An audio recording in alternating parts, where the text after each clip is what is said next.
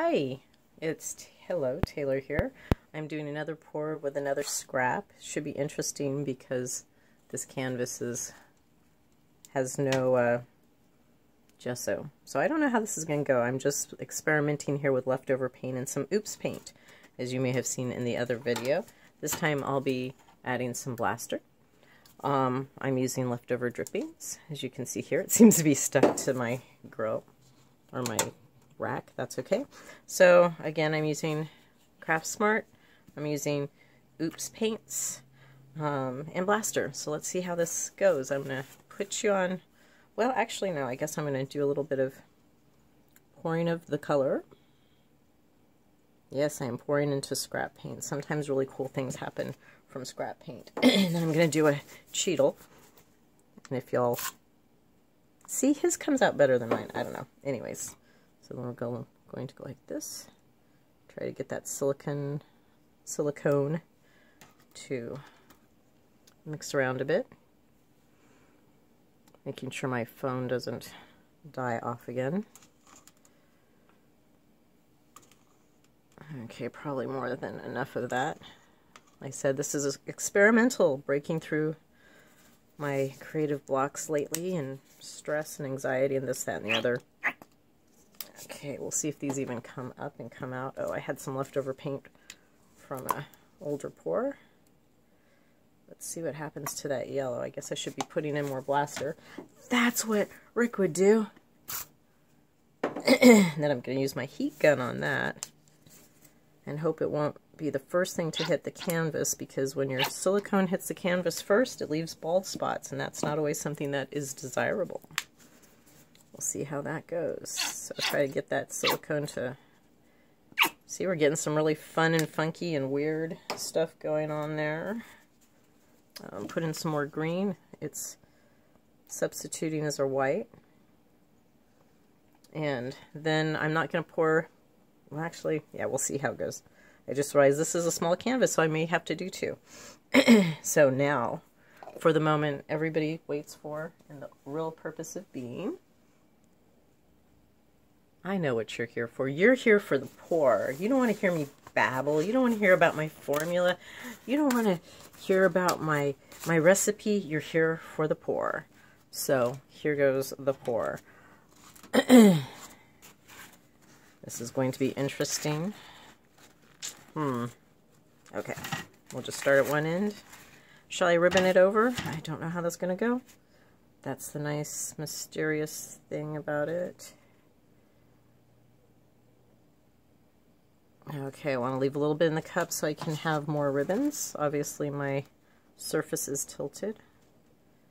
So, the nice thing about a dirty cup pour, look at that, I'm losing all my yellow, is that you get kind of all the mixture. When you do a ribbon pour, you don't quite get, you get a different type of variety. So you can see that, yes you can. Got to get all my corners. Of course we can always pour that over later, or we can roll. I like to roll my edges, as you may have seen in my videos. I usually roll my edges. That's taking on some really interesting effects. A little congested. It is allergy season. Actually, it seems to always be allergy season now. And my thing is still going. So now we're going to whip out the heat gun like Rick does. And I haven't tried the heat gun, but I have minimal. I don't have as much success with silicone usually. But look, it's pulling a lot. A lot of cells are popping up, and those are all silicone. So the heat is going to help the silicone to rise to the top, assuming it gets hot enough. Because if you have bubbles of silicone and your paint is thick, then when it dries, you have these nasty bubbles of silicone. And that may not really be what you wanted.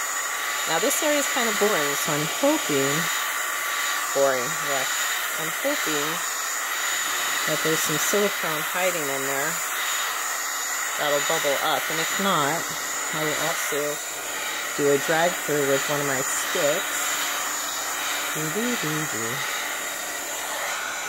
Thought it would be a little bit more exciting than this, but it's pretty exciting. I can't really complain. I don't want to burn my paint, so I don't want to get too close. This is an embossing tool. So I kind of find that bit there a little boring. Let's see if I can de-stick a stick. So you can either drag a stick through or some other object to add visual variety, visual interest, kind of like an open concept kitchen. Or you can pour, which I'm not sure I want to do because I think I kind of like what's going on overall. That's a little boring, so maybe I'll ribbon that out if it will ribbon. See, sometimes your cup doesn't have a lot of variety. This is when we go, let's get some more variety so that when I do move it around, I can hopefully pull some interesting ribbons out of that. That red is kind of taking over everything though. That's a tough customer, that one, which means we may have to lose some of it. There we go. Visually interesting. Meh.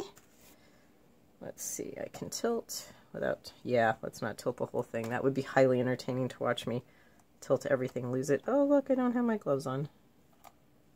Always wear your gloves. Do as I say, not as I do. And I've got some blank spot there, but again, this is a test, and I really do expect it to crack and do all kinds of other not happy things. So I'm going to pour over this edge right here. Notice I'm not really pouring onto the part that's already poured over, because I really just want to cover the canvas. I'm not really looking to add design elements. There we go, pouring over the canvas.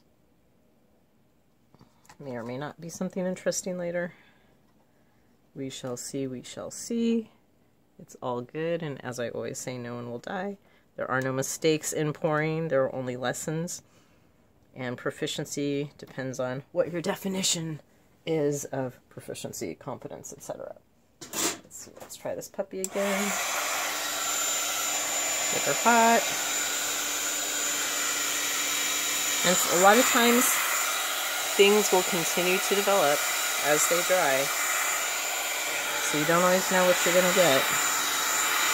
See, we lost that little embellishment there. So what do we want to do? Anything we want. Can you tell I'm in the garage? So since that is kind of boring, I'm going to be adventurous. Which means now I have to shift and move, which I should have my gloves on again. Am I losing cool elements? Yeah, kind of. So then do I want to let it settle on its own and do its own thing? Yes and no, because it might be too thick and then it'll crack. But again, this is an experimental canvas. So here you go. The porn is in the paint, or the porn is in the pour. And the paint. So we'll see how that dries out, what changes. And I've got paint on my embosser tool. So it looks like the silicone all played out already because it floats to the top, so most of the silicone already hit the canvas. Thanks for dropping by. Have a wonderful day. Just keep pouring. No such thing as perfection. If you get blocked, just keep moving. Just keep pouring. And just keep playing and give yourself permission. It's all about permission and fun. Pour on.